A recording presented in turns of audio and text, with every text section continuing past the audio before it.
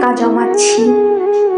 যেদিন অনেক টাকা হবে, সময় কেনার মতো টাকা, সেদিন কিছু সময় কিনে নেব।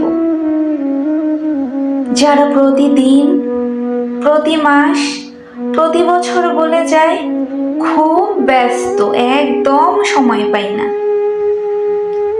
কাজের চাপে মনে থাকে না, তাদেরকে সেই কেনা সময় ধার দেব। সময় কেনা হয়ে গেলে আমি আবারও টাকা জমাবো। এরপর কিনবো অজুহাত, পৃথিবীর সমস্ত অজুহাত কিনে জমা করব।